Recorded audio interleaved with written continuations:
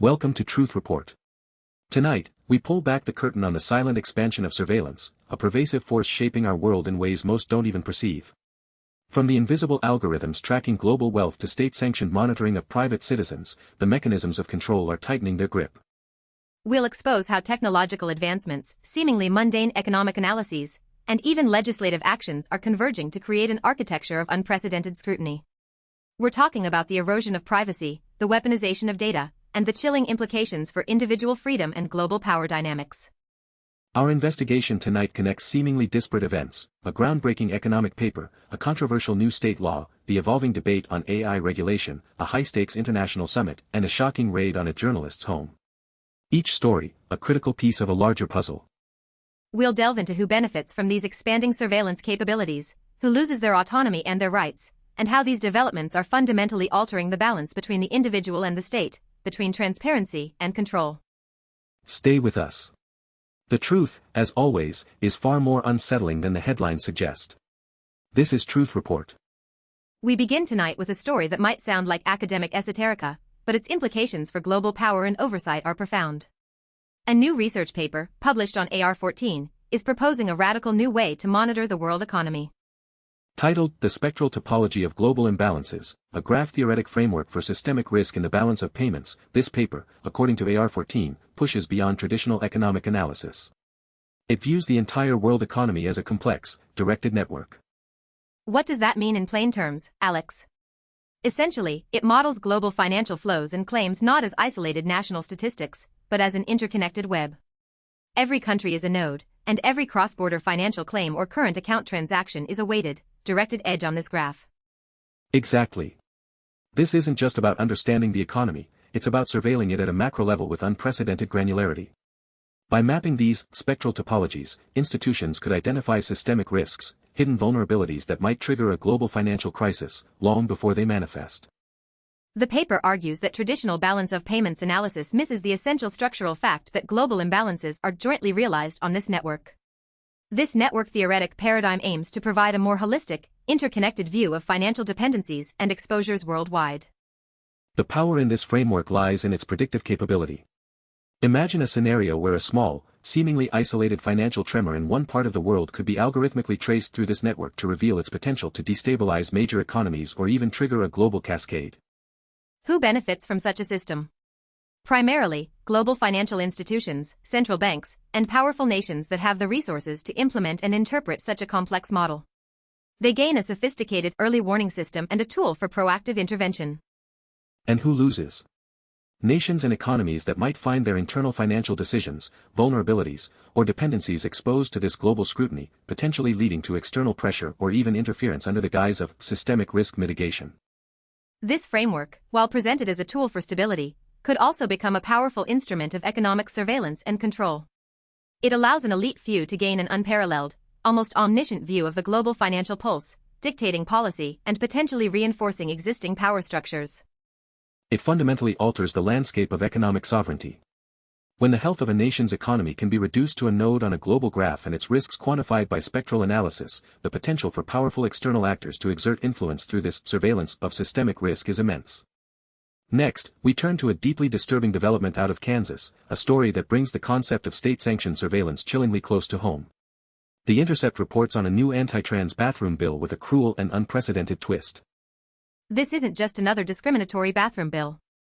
According to the Intercept, this new Kansas law takes a shocking step further. It allows individuals who feel aggrieved by the presence of a trans person in a bathroom to file a civil suit for monetary damages.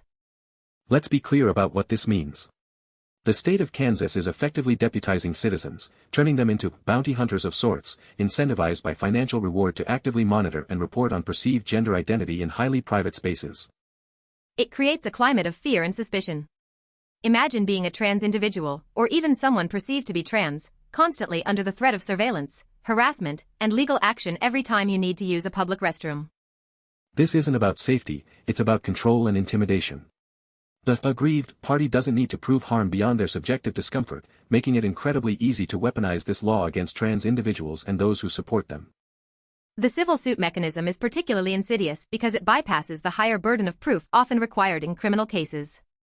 It allows for a form of legal bullying, where the threat of costly litigation itself becomes the punishment. Who benefits from this cruel legislation? Certainly, not the citizens of Kansas seeking genuine public safety. This law primarily benefits those who seek to marginalize and erase the trans community, using the state's legal apparatus to enforce their prejudices.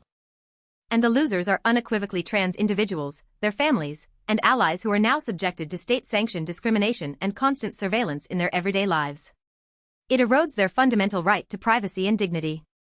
This bill represents a dangerous escalation in the use of legislative power to foster internal surveillance within a society. It's a direct encouragement for citizens to spy on each other, to report on perceived nonconformity, and to profit from the persecution of a vulnerable minority. This is a stark example of how state power can infiltrate the most private aspects of individual life, turning ordinary citizens into agents of enforcement and surveillance against their neighbors.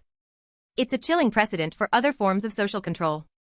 Moving from direct social surveillance to the digital realm, our next story tackles the critical debate around artificial intelligence regulation.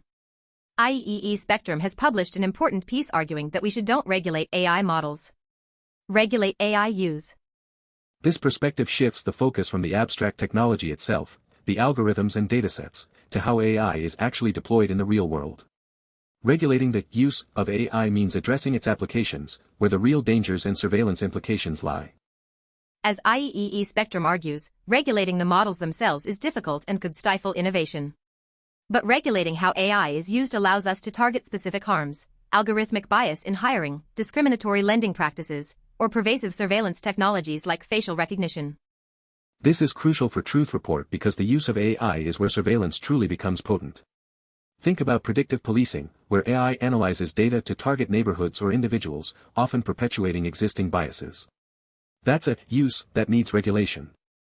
Or consider the deployment of AI in workplaces for employee monitoring, tracking productivity, or even assessing emotional states. These are direct surveillance applications that can have profound impacts on worker rights and privacy. The article's point is that AI models are just tools. A hammer can build a house or be used as a weapon. It's the intent and application that matter.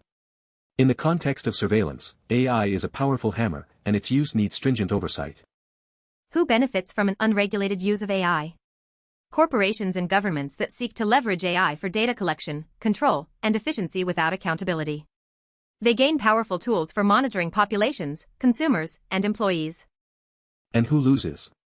Individuals whose data is constantly collected, analyzed, and used to make decisions about their lives, often without their knowledge or consent. They lose privacy, autonomy, and are vulnerable to algorithmic discrimination and control. This debate highlights the urgent need to establish ethical frameworks and legal boundaries around AI applications. Without regulating its use, we risk a future where AI becomes the ultimate engine of ubiquitous, invisible surveillance, determining our access to everything from jobs to justice. The call to regulate AI use, not just the models, underscores the profound societal impact of this technology. It's a recognition that without careful oversight, AI can easily become a tool for sophisticated, large-scale surveillance by both state and corporate entities, often with little transparency. Our next story takes us back to the global stage, revealing another dimension of surveillance, the meticulous monitoring and control of critical resources. The Guardian reports that about 20 countries, including the G7 states, are meeting to discuss a strategic alliance on critical minerals. This summit, involving the US, EU, UK, Japan, Australia, and New Zealand, among others, is being framed as a move to de-risk from China in the supply of rare earths and other vital materials. It's an overt effort to secure essential resources for advanced technologies and defense. While not traditional human surveillance, this is a form of geopolitical and economic surveillance. These nations are closely monitoring global supply chains, identifying dependencies, and strategically positioning themselves to control the flow of these indispensable materials. Critical minerals are the building blocks of our modern world, from smartphones and electric vehicles to advanced weaponry. The ability to track, predict, and ultimately control their extraction and distribution is a form of power projection and strategic foresight. The talks even include calls for the U.S. to guarantee a minimum price for these minerals, indicating a proactive approach to shaping the market and influencing global resource economics. This isn't just about trade, it's about strategic dominance. This alliance is essentially a surveillance network of critical resources. It maps out vulnerabilities, identifies key players, and establishes mechanisms to ensure that these crucial materials flow to the allied nations, bypassing potential adversaries. Who benefits? The powerful nations forming this alliance. They gain enhanced supply chain security, reduced reliance on specific geopolitical rivals, and a stronger position in the race for technological supremacy and national security. And who loses? Nations not part of this exclusive alliance, particularly those reliant on these critical minerals but lacking diversified supply options or the geopolitical clout to secure them. They could face higher prices, limited access, or increased vulnerability. This initiative highlights how global powers are constantly engaged in a form of strategic surveillance, meticulously tracking resources, trade routes, and geopolitical influence. It's about building a closed loop of control over the very materials that define the future economy. This isn't just business, it's an intelligence operation on a global scale. By forming these alliances and monitoring critical supply chains, these nations are consolidating power, creating new dependencies, and ultimately exercising a form of economic and geopolitical control. Finally, we turn to a deeply concerning event that brings the threat of state surveillance directly to the doorstep of American journalism. The Intercept reports on the FBI raid of a Washington Post reporter's home, serving as a chilling reminder about digital privacy. This incident, involving reporter Hannah Nat Hansen, exposed a critical vulnerability for anyone carrying a smartphone. According to The Intercept, the search warrant itself revealed how authorities can compel individuals to unlock their phones using biometrics.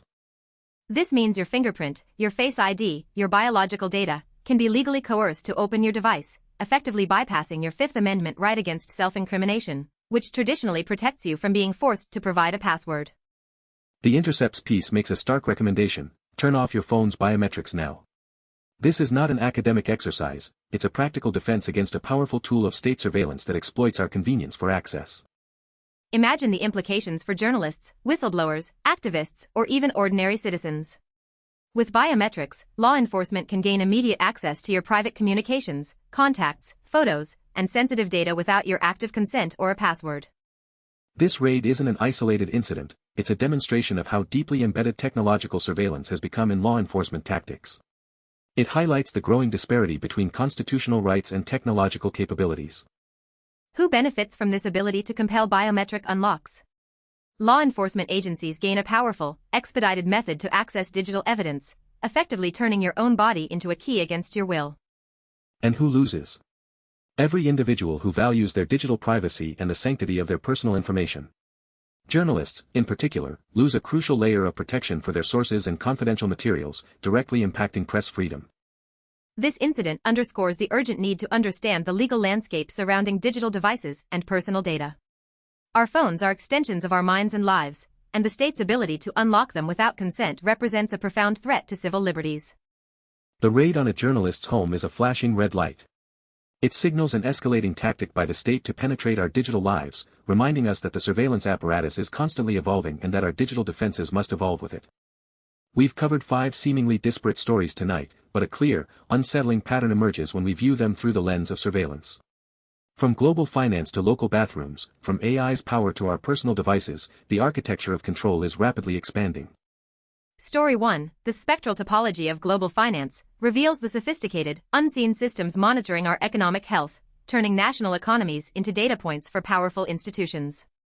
It's economic surveillance at a macro level, influencing global stability and national sovereignty. Then we have Kansas, where state legislation is actively weaponizing social interaction, incentivizing citizen-on-citizen surveillance in the most private of spaces. It's a terrifying precedent for state-sanctioned social control and the erosion of individual dignity. The debate over AI regulation underscores the critical importance of scrutinizing its use.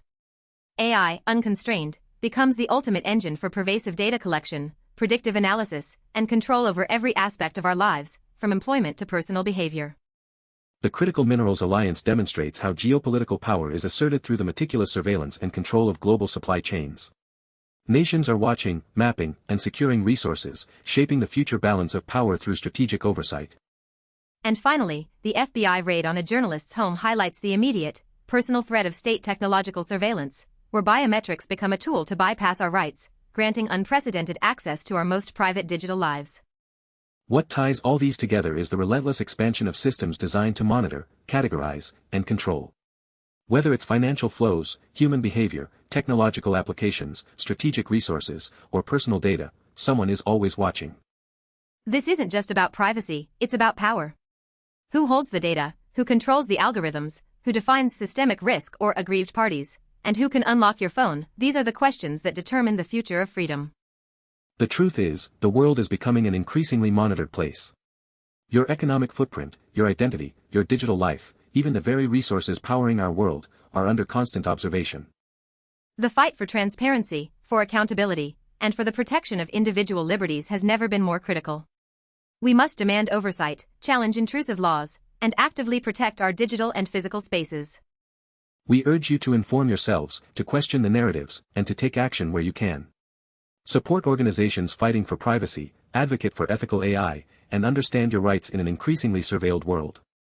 For Truth Report, I'm Maya Clarity. And I'm Alex Truth.